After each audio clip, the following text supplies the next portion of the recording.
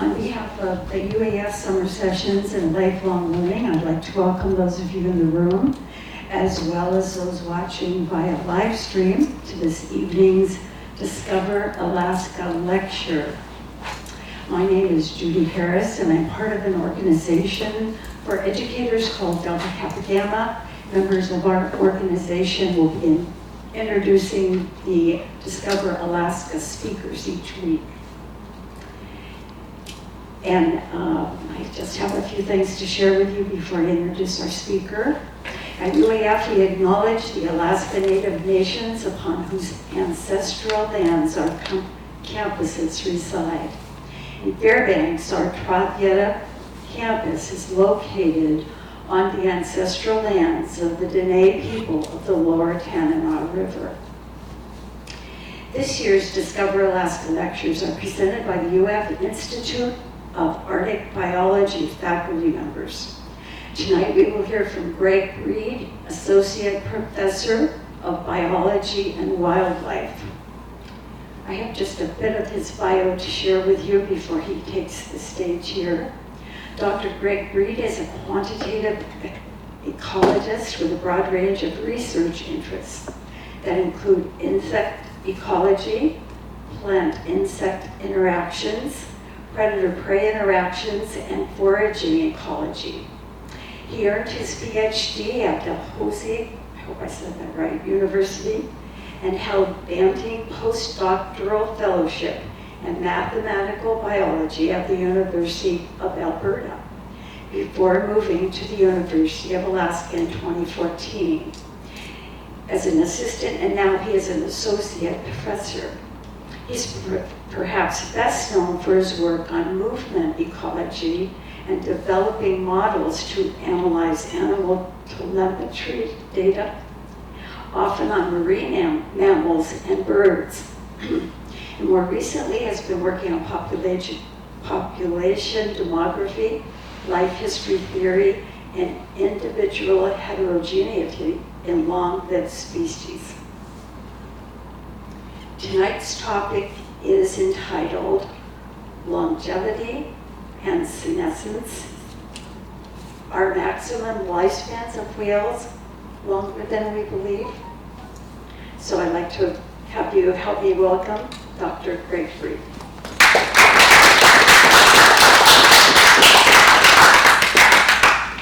Thanks for that introduction.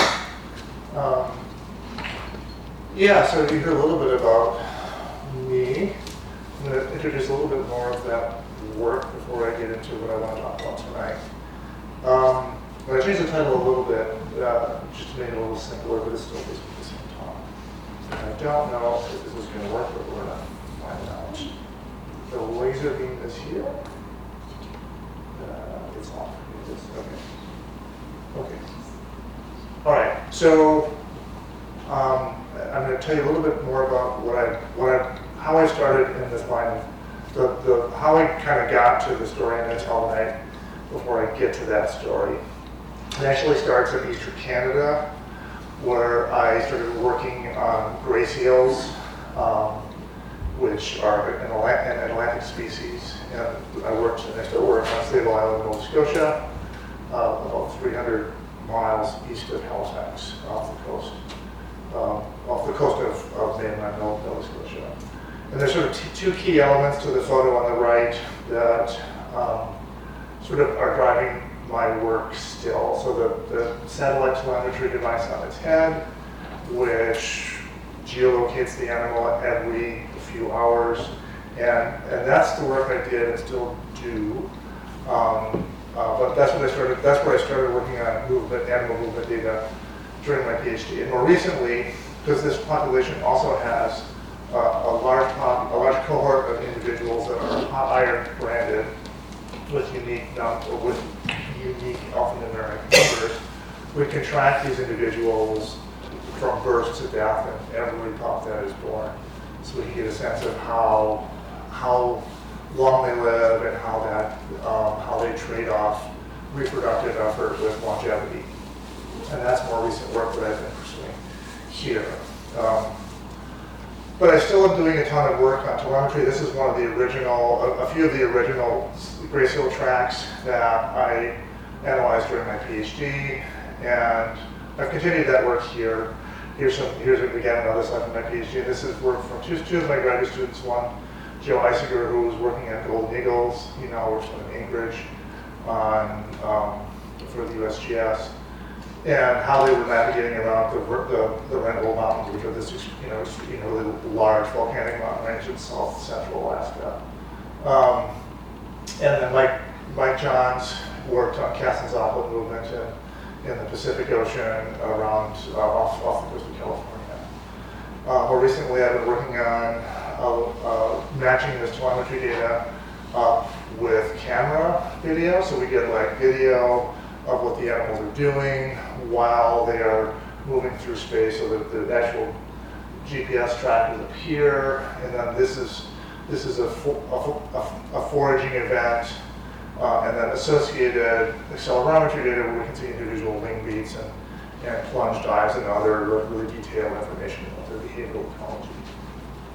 And then, as I noted, noted in my introduction, I also still have a line of work on butterfly ecology and plant-animal interactions that is looking at how butterflies are handling or adapting to climate change across the U.S., including Alaska.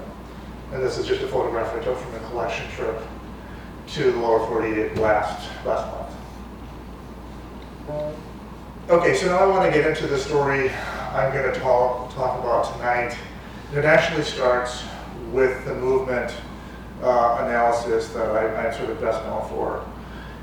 Working with another set of Canadians who work in the Arctic, Steve Ferguson and Corey Matthews, based out of Winnipeg, looking at how more recent sort of increases in Arctic killer whales are what the ecosystem impact of that is and how they're affecting other marine mammals in the Arctic, in the Eastern Canadian Arctic, but I'll talk about the relevance to Alaska in a second.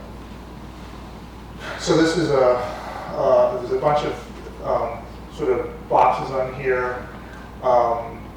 Mostly I'm going to be talking about this area here. So this is Hudson Bay down here. This is Admiralty Inlet on the tip of Baffin Island, and this is the Gulf of Boothia. And then we have the Beaufort here, D, and E is the Chukchi. And I'll tell you a little bit more about these after I introduce the work that I did here in the Eastern Canadian Arctic. Just zooming in on that so you can see a little better. Most of what I'm going to be talking about briefly here is going to be in the Gulf of Boothia, and animals would have been tagged near Pond Inlet and in the Fox Basin down here.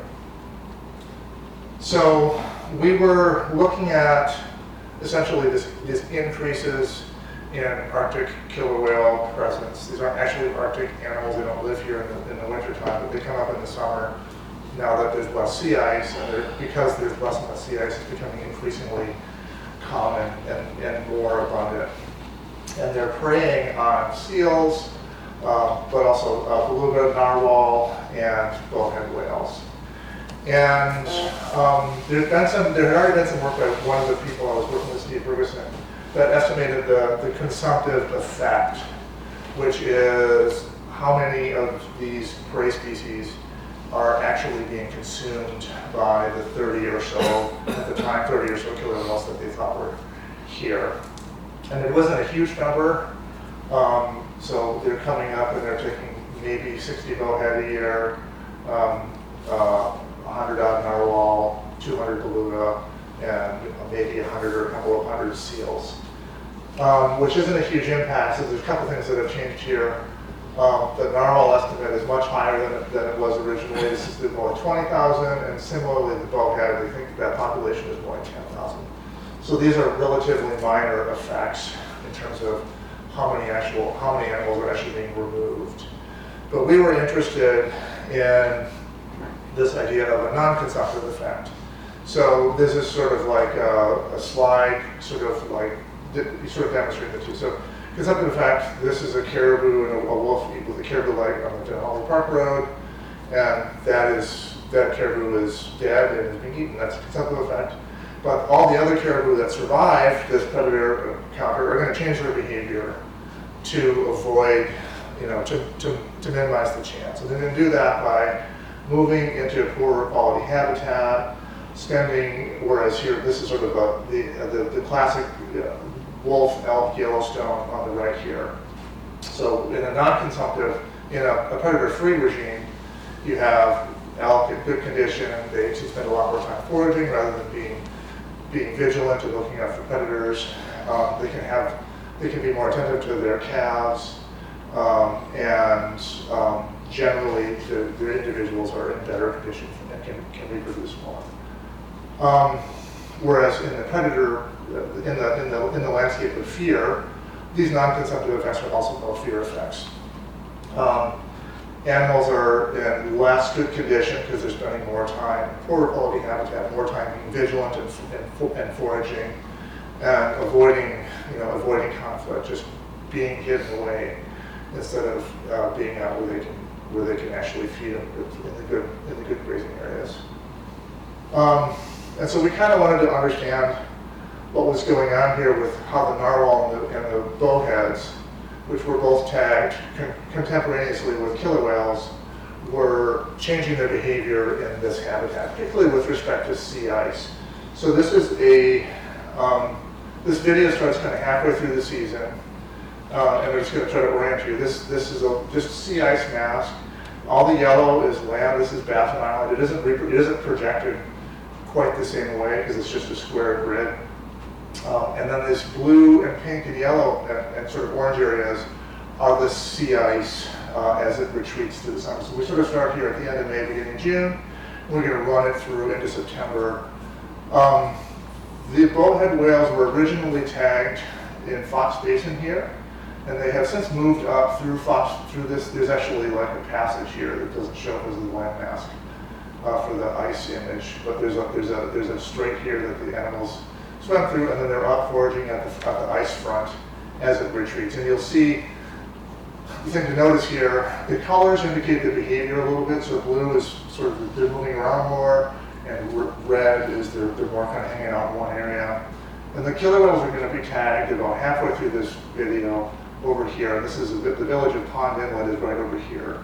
And they're going to move over and initially go into Admiralty Inlet here, and then move over to the Gulf of Boothia. And you'll see immediately a change in the behavior of the bowhead whales. So right now they're hanging out on the ice front, out in open water, nothing to worry about.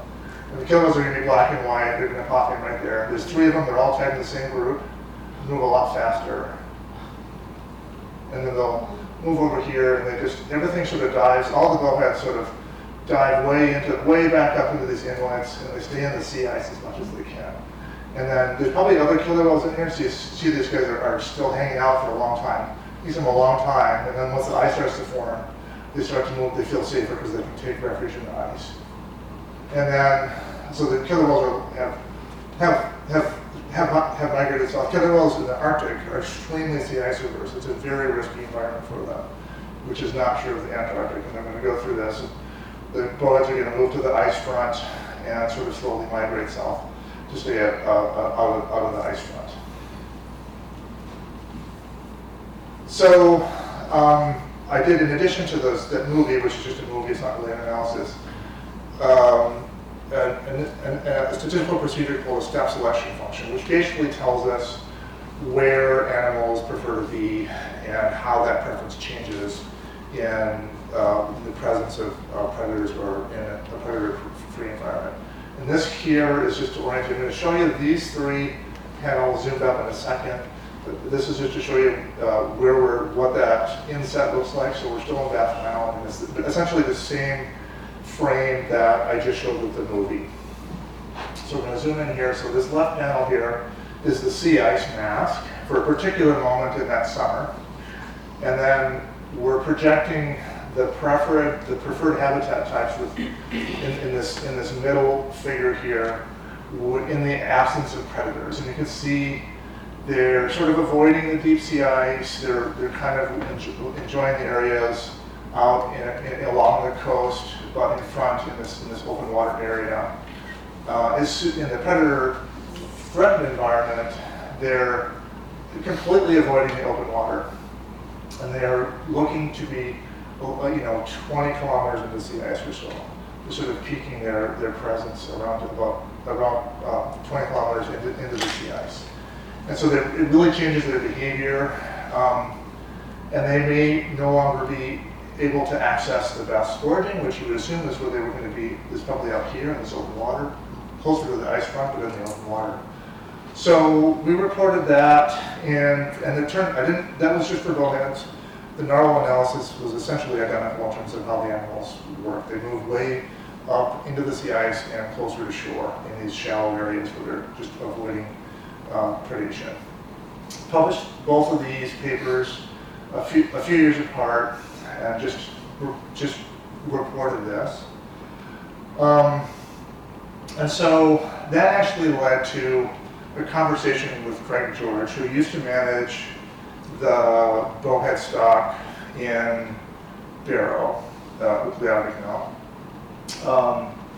And was kind of a famous scientist in Alaska, and is very, in his Craig George way. He was extremely, got along very well with the communities and was really well respected by both the indigenous people we worked with and scientists in the Western scientists. And so 2018, which was after the first paper I had written, one of those papers, and we hadn't yet written the second paper, I sat down at a picnic table by the greenhouse with him. He just happened to be in town. I called him up. I thought I was calling him Barrow, and it turned out he was actually in the parking lot, UAF, waiting for his kid. And it was in the evening, and I was like, "Where are you?" He was like, "Oh, let's go talk." So I just ran down to his car, met him at the greenhouse. We sat at a picnic table overlooking sort of the hilltop by the greenhouse, and we talked about how these reports were all in Eastern Canadian Arctic, Baffin Island, Eastern Canada, yeah. But the same thing has been happening in the Western Arctic and the Chukchi and Beaufort Sea.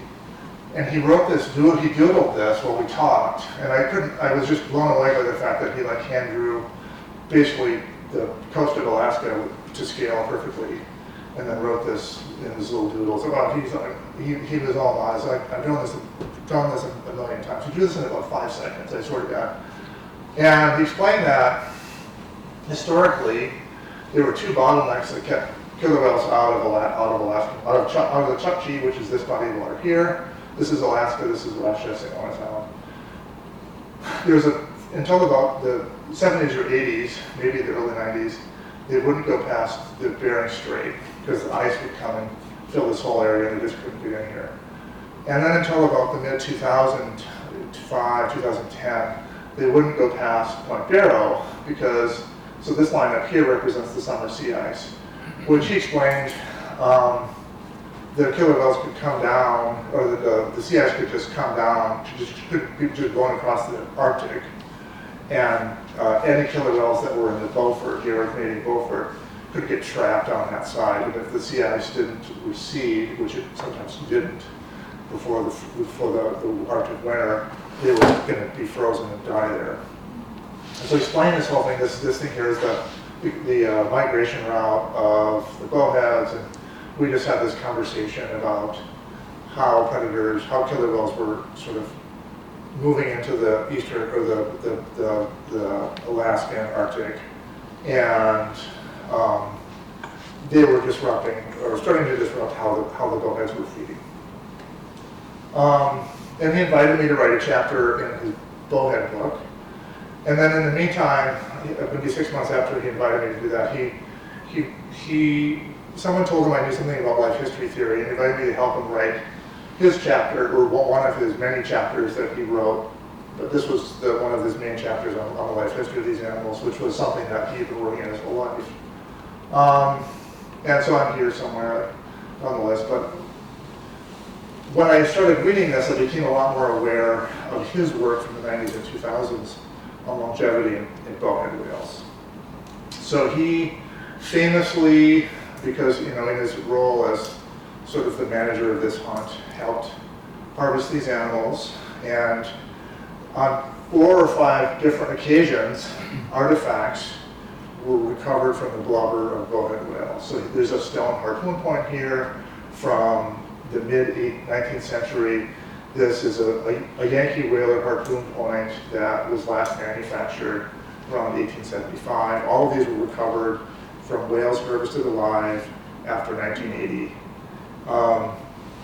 And that spurred a lot of interest in understanding how old these animals actually were, because the problem was we didn't have a good way to age them.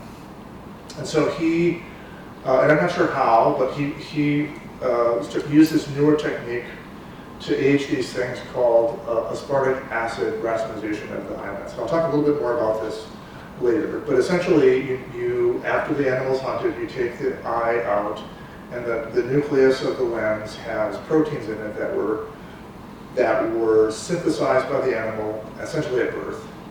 And they slowly convert from one type of molecular form to another in a predictable way. And you can measure that and estimate the age. And the ages that he measured for the eye lenses that happen to have these artifacts in them lined up very well with the archaeological age of the artifacts, which gave us really good confidence that these animals were actually 150, 200 years old. And so in the process of writing that chapter, I started looking into how old other things got. And because he had written something in there, well, this is the oldest whale, and it's actually the oldest mammal, which he had written in other papers. But I got really curious about what we knew about how long other whales in particular, but other animals, other mammals, were actually living. And I did this really deep dive into literature, and I discovered a couple things.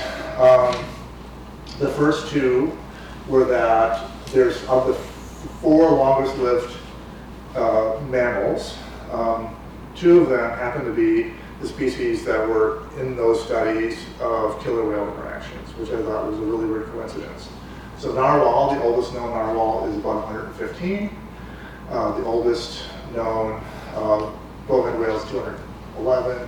And then a couple of other old animals that we have pretty good data for are the blue whale, the oldest individual is 110, and the fin whale, which the oldest individual is 114, perhaps a new observation from 2010 at 135 from the same method that Craig used for his bowhead study.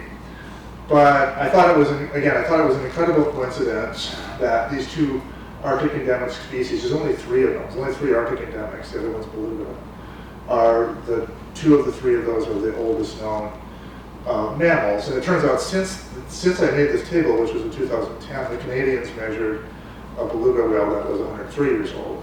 And so that also now is one of the oldest animals. But the other part of this is that we don't really know, almost all of the data on this table come from Japanese whalers. So the Japanese whalers would, at the end of the industrial whaling period in the 50s and 60s, Japanese whalers started taking meticulous data, and they would harvest their animals and age them and sex them, and get all this great biological information from them by carefully examining the bodies of the animals they harvested. And so most of the oldest aged individuals here just come from either bycatch, again, mostly from Japanese fleets, or from Japanese whalers carefully aging individuals that they have. Now they did that through a couple of methods. And I'll talk about why that particular, just using the oldest individual from harvested in animals is probably going to give you a really inaccurate and much younger age for the oldest individual in a minute. So the two primary methods by which Japanese whalers were doing this were for toothed animals. They would count the rings, the growth layers in teeth. And it turns out in baleen whales, many species they don't have teeth because they're vestigial and they grow, they have baleen instead. But they have this plug in their ear canal that fills with wax, and it has laminated tissue just like teeth. So you can see in this is an earplug from a fin whale, and every one of these bands represents a year of growth. And you can count these just like growth rings in a tree. Same with the teeth. These have some, and the other one is this island's racemization of aspartic acid. And I just want to point out here, so your body only makes so it has every amino acid that you synthesize is left-handed, and aspartate is an amino acid. But the other version of this is D, which is right-handed. And so this amine group is either sticking out of the screen here, or it's going in behind the screen here. But your body only makes this one, that will gradually, slowly decay into, it'll switch so that it equilibrates so that half of them will become this after a long period of time. And then the other way and you can measure that to age animals for warm-blooded species, because that rate of decay or switching over to the right-handed version is temperature dependent. So if you have a warm-blooded animal, you can do that. The other way we do it is just by following unique marks and seeing when individuals are born and just following them for a very long time, which does not work very well for extremely long-lived whales, because it takes 100, you can't follow individuals for that long. We haven't been able to yet anyway. So the limitations here for all of these, essentially, is that all of these primary methods require an oral sampling, which is not something we do anymore for most whales, since we protected them through the International Whaling Convention, or the Convention on Whaling, that we ratified in the 70s. Most countries don't whale. Most countries do not permit even scientifically modal sampling animals, with whales. So we can't collect this information. Now that's the exception in the US is indigenous hunting. So we have this data for beluga and bowhead whales for the most part. And that's really it, because there are indigenous hunts that collect a significant number of individuals. Those individuals are aged using either of these methods. We still have issues here where, again, for unique marks, we have to follow them their whole life. And then we all have issues of small and potentially unrepresentative samples and demographic disequilibrium. And what I mean by that is, if you've hunted a population for a long time, and suddenly you stop hunting, you're going to have a lot of young animals because you will have removed all the old animals from the population. Or they're more likely old animals don't have a chance to become very old, because if they are more likely to be hunted with heat passing. And then when you stop hunting them, it takes a while for the population to rebalance into a demographic pyramid of age structure that looks more like one that hasn't been hunted. The other thing about all the laminated methods, which are sort of the gold standard still, is that they're actually minimum ages. So for example, this is a dolphin tooth here from an animal that had an age that was known to be 59, but there's only 18 growth bands in this tooth. And that's because for both of these methods, both earplugs and teeth, eventually the cavities to which these layers are being applied fill, and there is no more place to put layers, and then they just all form. So you can very much have really strong bias downward on the ages that you're actually estimating from these methods. So we took a different path to understanding the ages of a couple of right whale species, which are very closely related to bowheads, to estimate how long both North Atlantic and southern right whales were living. So we have information from Craig's work, George's work, about how long bowheads might live. And then there are 3 other species that are closely related in this guild. North Atlantic, southern right, and we actually have North Pacific right whale in Alaska, but they're incredibly rare, and we know almost nothing about them. They were thought extinct for some time, but they were spotted again about 15 years ago, and have actually slowly been recovering, but there's still only a few hundred of them. So both the North Atlantic right whale and southern right whale were massively hunted in the Yankee whaling days. They're called right whales because they were the right whales to hunt for the whalers. And they were hunted, they're the first big whale species that were actually taken and depleted on Earth. And other whale species were moved to, including the bowhead whale, after these were depleted. But that resulted in a huge conservation issue once we went ahead and protected whales, and a huge amount of effort to understand these populations. This is just a slide from NOAA that shows that we were recovering the North Atlantic right whale, and at about 2010 it started to go down again, and we had very few new individuals. But the upshot here is there's been an incredible amount of effort to follow the individual, both of these populations. So this is the southern right whale, South African population. We have, and both of these market capture data sets started around the same time in the mid to late 70s, and these populations have been tracked since then by really intensive aerial surveys and photography. And they follow individuals because these individuals, both the rostrums and the tails, and often scars along the back, result in individuals with uniquely identifiable marks. They don't have brands like Gracefield, which I talked before, but they have enough unique marks that you can follow individuals for their whole lives. And you can see when they give birth, and then eventually they'll disappear from the population. And you can use that rate at which they disappear to estimate how long they're going to live.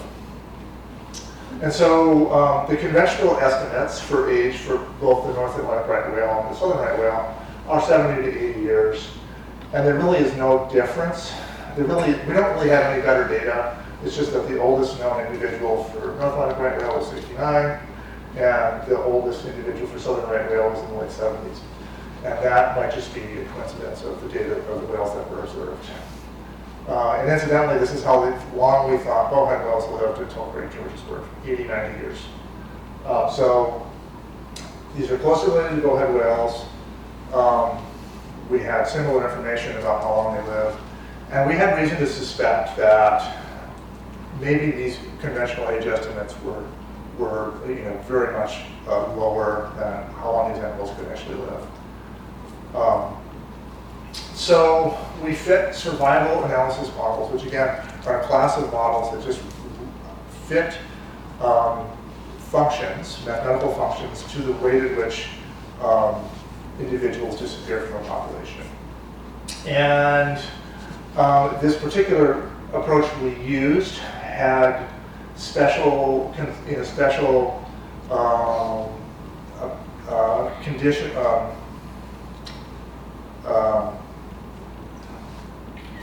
I'm losing my word here, but it could accommodate some of the unusual situations in the data that aren't typical for survival data, which is that we didn't know the birth date of some of these animals, and we also don't see these individuals every year. So when you go out and do these surveys for market recapture surveys, some years you just don't see individuals. They're alive somewhere, you just didn't see them. And we needed to use a class of models that could accommodate that. And this particular class of models did. And we fit a series of parametric survival functions, which I'm not going to go into, but I'm just going to show you in terms of the math. There's two kinds of functions, or sort of like graphs here. One is called the hazard function, and that just shows you how the animal's likelihood of dying changes with age. And the exponential function is the simplest one. It just has a flat line here, which means that the animal does not have any difference. It's constant. Its probability of dying in a given year does not change as it gets older. This is sort of the null hypothesis because it's unrealistic for almost all species. And then this just shows the proportion alive with time. as they get older and older. And then we had 3 other kinds of functions. The Gompertz, which has an accelerating hazard function, so they're increasingly likely to die as they get older. And the shape of these curves will be dependent upon the parameters that we fit here. And so we can adjust, those get fit to the data, and then we can estimate longevity. And similarly, we have a Weibull and a logistic. And the logistic is the most like human ages under public health. So we have very high survival and then a very rapid senescence at the end of life. Okay, so getting to the results. There were, again, we fit 10 different versions of these models, and those are the pastel colors here. The survival curves are on top, and the hazard functions are on the bottom. And the blue is the North Atlantic right whale, and the red is the southern right whale. And the age is this here. And so what you can see here is that the saturated colors, the bright blue and bright red, are the best fitting models. And you can see that the strongly different survivals of the North Atlantic right whale. The southern right whale, where the oldest individual North Atlantic right whale barely gets past 50, which is far less and than we would expect. And then the southern right whale has a large proportion of its population making it past age 100, with about 10% reaching past 130 years. So this is just now the survival functions with uncertainty around them. And as you can see, the median longevity for southern right whales is 74.3 years, which is not very different from human median longevity, except that the shape of the human curve is very different. It goes straight across and it goes straight, it cuts down very fast because of the public health effect on that. Early life survival is very positive. The shape of this curve is more like what human curve looked like before public health, except that the median age before public health was more like 34. So these guys are living for humans. So these southern right whales are living, have an ability to live past 130, and some significant portion live that long. Southern and North Atlantic right whales live, their median longevity is only 22.1 years. They are the most endangered whale in the U.S., and it's not a great, things are not looking really very good for them right now. In part because they're being struck by ships and entangled in lobster pots. Looking at the hazard functions, so these are the hazard functions for these two.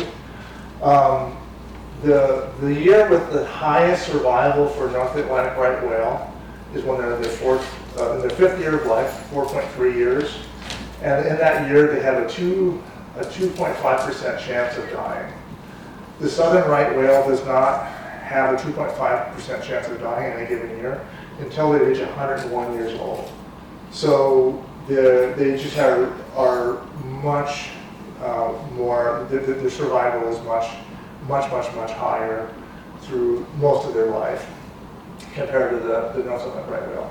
Now, the thing to know about these two species is there's nothing in their life history that should suggest that they would have anything different. They're the same size, they're very closely related, they have almost identical inter-calf intervals, how often they give birth. And the only difference between this really high mortality rate and for the North Atlantic right whales and the lower mortality of southern right whales is the anthropogenic mortality. So the southern right whales, although at the time these market entry time series started, they were both doing very poorly. They've had completely opposite trajectories in terms of recovery. The southern right whales there are almost 10,000 of them now after being down to a few hundred animals, whereas the North Atlantic right whales have been a few hundred animals and are still a few hundred animals, and they're just doing very poorly. But I think the striking thing here, for me, it's not a surprise that North Atlantic right whales are doing poorly. There's a huge amount of effort to save them. The striking thing of this, the more striking result to me is that we have this much longer lifespan than we thought we were having with these animals. So these are just the upshots. So North Atlantic right whales have short lives, only 22 years, basically never greater than 50 years, just almost certainly much shorter than their natural lifespan, and really bad, but given their conservation status, completely expected, given what we know about what's happening. Whereas the southern right whales, we have much longer lifespans than we used to believe. So the median lifespan is about 75 years, and some significant fraction live to be past 130. So we now have an idea that, okay, bowheads live much longer than we thought. Right whales, closely related species, live much longer than we thought. We start to wonder, have we just misunderstood longevity in whales based on what's happening, based on how we're actually measuring age, and particularly how we're sampling individuals that require mortal sampling, and perhaps also the history of whaling, which might have completely disrupted the age structure that we actually went and then measured. And so we again went back to this age estimation here, and there are a bunch of these large whales that have conventionally believed ages that go 50 to 70, that maybe this isn't the right answer, and that's because of this history of whaling. So this is now the southern right whale history of whaling, and the Yankee whalers hit them early because again this was one of the easier to capture species. Starting around 1770, this is the take, this is the population size, and it declined from about 58,000 to just 1,500. And then this spike here represents Russian whaling in the 60s, and we lost another, population went down by half again after recovering through the early half of the 20th century. And we have this potential then for these small samples that we're using to age animals that are potentially unrepresentative because again we have removed all the old whales, and the demography at this age, we're only, the Russian whaling pulse here, it's only 50 years ago, and if we think these things can live to be 130, well, we really haven't had time to grow those old animals back yet. So we wanted to understand whether this actually is true.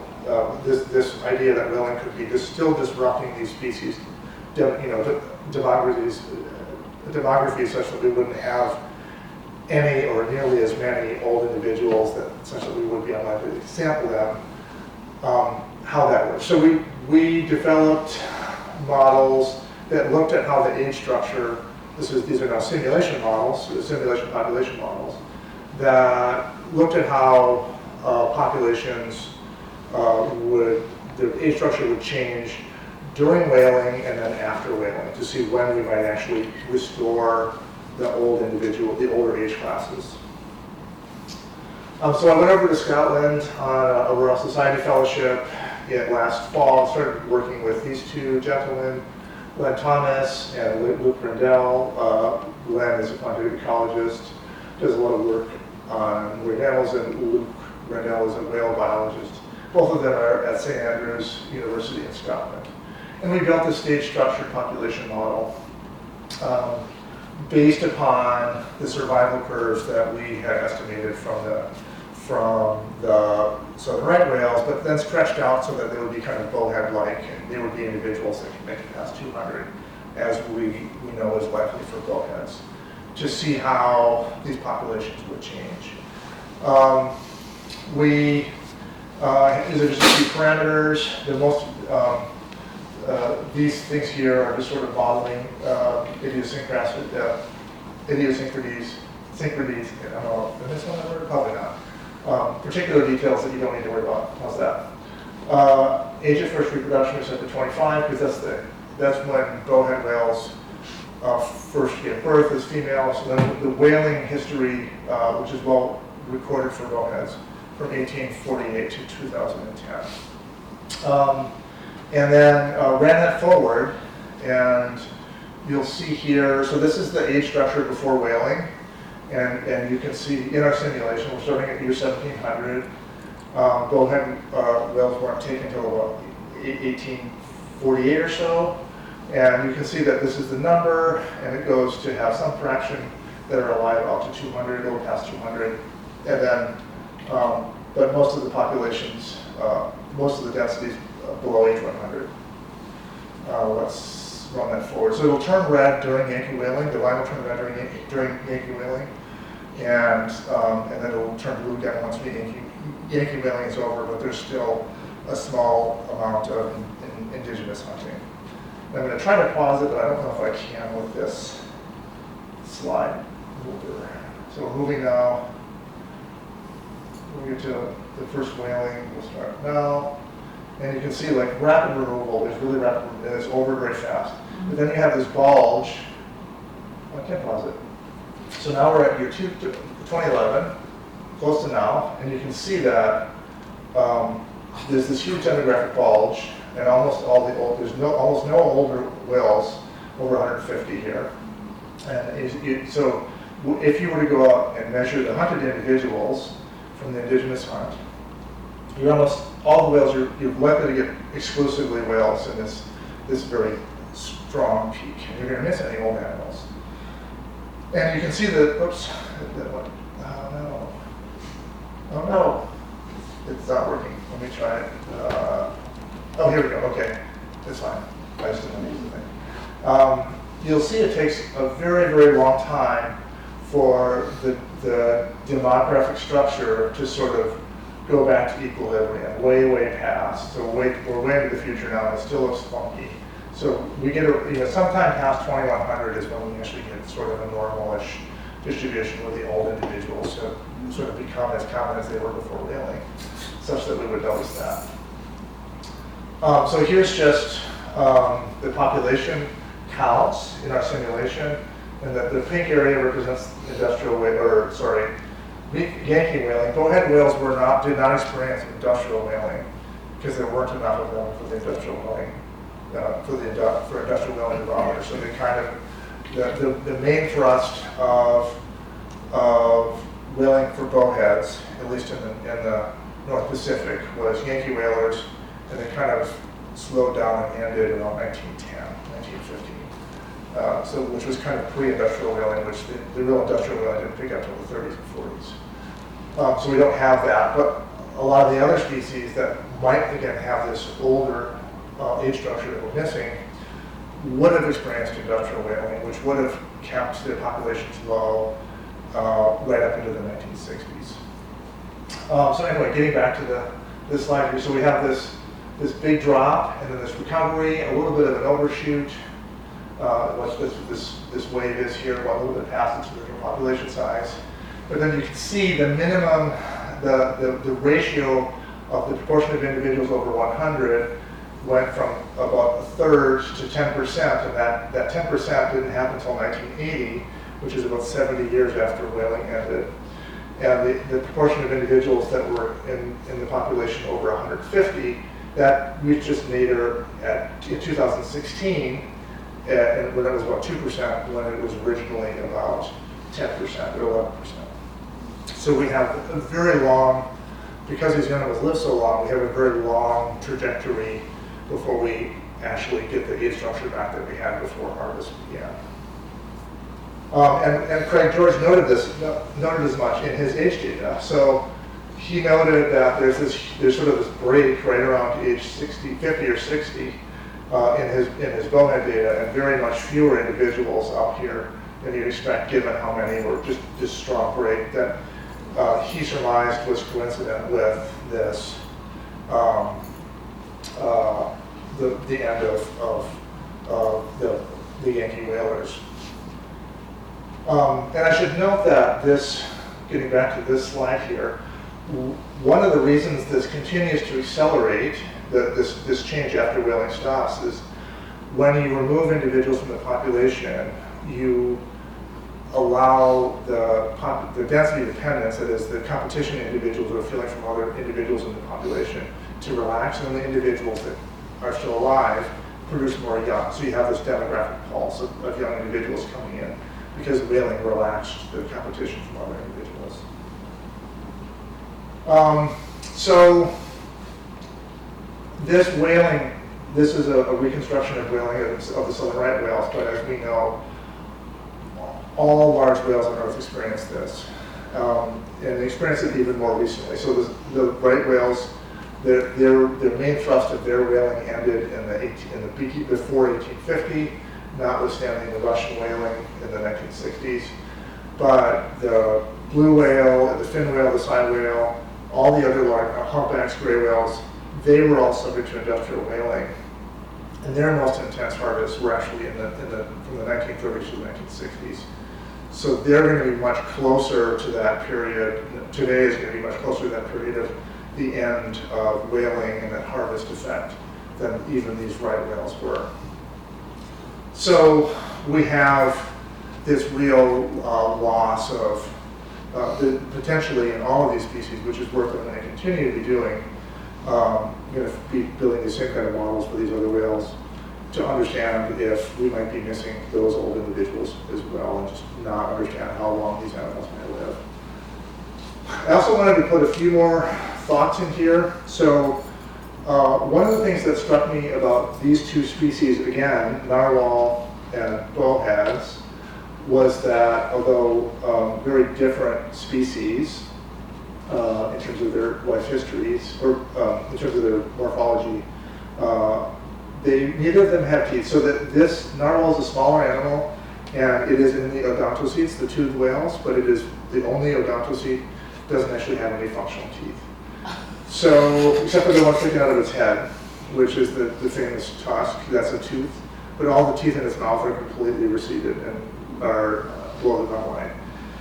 And it struck me that these two very old animals that don't have teeth were very different from their closest land mammal relatives, which are actually our artiodactyl ungulates, even-toed ungulates, which are particularly the cervids, moose, reindeer, deer, and the bovids, which are bison and cows and sheep. Those are the most closely related land mammals, and they're actually quite closely related. But these all are animals that require teeth, and they all have very short lives, which is really interesting. So here's just the same graph I showed you, or the same table I showed you before, but now for terrestrial ungulates. There's a few of the odd-toed up here, and they live a little bit longer, but not much longer. But we have, all these animals average lifespan 10, 15 years, 10 times shorter than these other than the whales. Maybe more if we underestimate the whales. And I think it's the only thing that makes sense to me why these animals can't evolve long lifespans is that their teeth wear out. And so, whereas whales just don't have teeth to wear out, and so they can evolve with this really long lifespan. If your teeth don't wear out and you're not starving to death because you're running out of food and things aren't eating you, then the next thing that can kill you is your own body. And so we have, and the big thing that does that for people is cancer. And so we have a lot of mechanisms. So these are the sort of exogenous factors, which are ecological factors. Starving to death because there's no food on the landscape, getting eaten by killer whales or wolves. Diseases are a little bit halfway in between because your immune system can actually evolve to deal with a lot of these things. And then the other thing is just chance events, so just a landslide or a flood or a fire. But if you can survive all of these things, which whales seem to be able to do for a variety of reasons, then you can work on, if you live to be into your 30s, 40s, and 50s, then you're going to have degenerative diseases, and then the selection forces can start acting so that you slow down cancer, you slow down other degenerative processes, And the thing that tells us that animals can actually do this is this idea of Peto's paradox, which is large mammals, elephants and whales, do not have higher rates of cancer than people, even though they have thousands of times more cells than we do. They don't have more cancer, even though any cancer can develop in any cell. You'd expect that by chance. So we know that animals can handle these degenerative diseases if they live long enough that the selective forces can act on them. And so I've been thinking a lot about how the evolutionary processes that allow these long-lived animals to actually have this extreme longevity versus other species that only live a year or two, and the forces that sort of differ between those. And that's all I have. I do want to say one more thing about, so we have this idea of that we're missing the old animals. So you might ask, so then why have we detected these old animals in these Arctic species, particularly bowheads? And I think there's two reasons. One is sea ice kept the Yankee whalers out of, so some individuals could avoid the Yankee whalers because they would run into the sea ice, and the whalers couldn't chase them there. And the other part is the indigenous hunts that are still ongoing. They're well regulated, it's a very small number of individuals. We take 50 or 100 of these individuals every year, and we can actually detect the old individuals that survived, which is not true of any other whales. So with that, I will open it up for questions.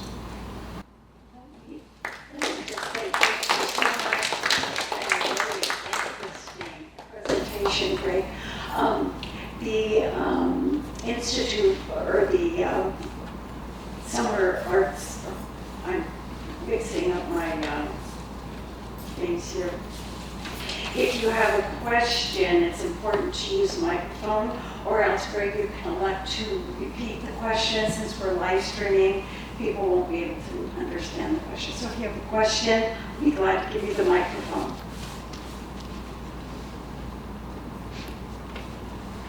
So I'm thinking back to that slide you showed early on with like the landscape in Yellowstone and the landscape of fear versus lacking predators.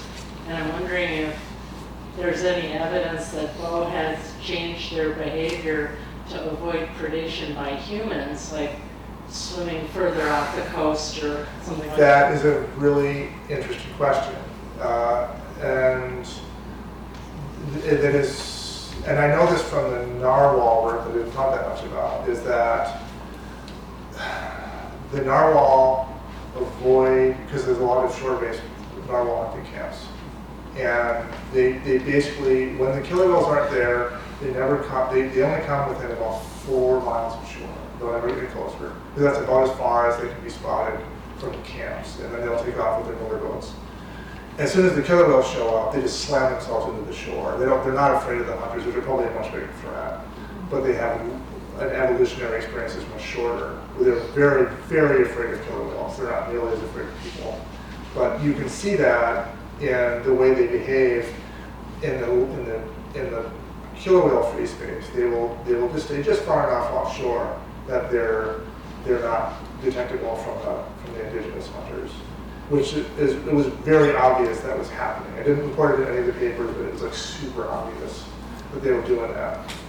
I don't know so much about the bowhead whales in Alaska, if they're doing that. I just don't know. But certainly for narwhals.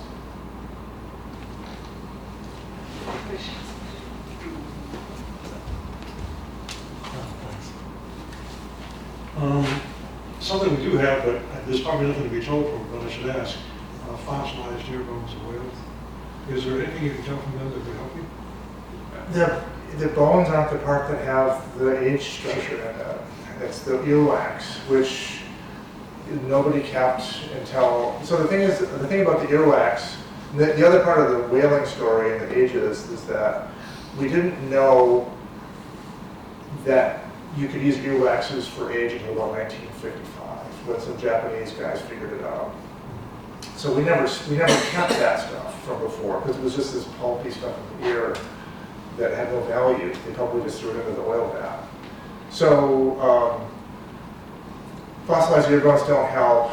In theory, you could, like, it is possible that, and we thought about this, I thought about this with Len and Luke in Scotland, that sperm whales might also have this extreme longevity because they have some very similar feet. They have teeth, but they only have teeth on the bottom jaw, so and they eat soft-bodied prey, so they're not going to experience the tooth wear that a lot of those species do that may shorten their lives.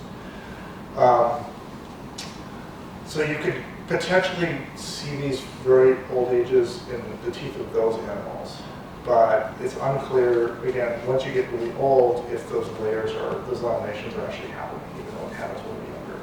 But unfortunately, the fossil record isn't going to help us for ear bones, because it's not the bones that have the information.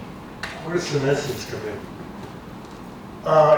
In what respect? Well, you say the whales don't get cancer, and I'm wondering how much that would help people if we didn't get cancer, and neither do naked mole rats, apparently. Yeah, a bunch of species don't. Is there a physiology that has to do with heat and blubber? It's probably not heat. It's probably just selection for, if there is a benefit to you living a very long time in terms of your reproductive success. So for bowheads, they can just keep reproducing. They have enough. And for these other species like naked mole rats, their aunts and uncles actually, they improve the odds of their kin surviving by parental care and distant relative care. I don't think it's heat because like bowheads have relatively low body temperature. They're like around 93 degrees C. But then things like parrots and birds, which have really long lives, they're like in 105. So I think that people have evoked the idea that the colder body temperature of bowheads is what allows them to live a long time. But I think it's I think that's a coincidence. I think it's other cellular mechanisms and just evolutionary forces that promote the slowdown of senescence. It's not just cancer, there's other degenerative diseases. The other benefit to being a whale is that you don't have any gravity effects on your joints. So you don't have arthritis develop, at least not to the degree that land animals do. So there's lots of things that are acting here. I have heard the idea that body temperature could be a part of it, but I don't find it a compelling argument given the other evidence from other species. No evidence of naked mole rats that would help you because they don't get cancer and they don't get cancer, but they kind of have a eusocial structure that allows their kin to help rear the next generations, and that benefit of having aunties and uncles and grandparents around confers then selective advantage to living long enough to be an auntie and uncle or grandparent or a great grandparent by helping rear the next generation. So that kind of sociality is another thing that is known to help promote longevity. How far away are we from AI interpreting whale sound to ask them? There's people working on it. I have scientists that I went to graduate school with that are really into I think they call it the SETI project, and they're trying to disentangle language, what they're calling language. People have been trying to decipher whale song in language for 50 years, and it hasn't come to much yet. But AI could change that.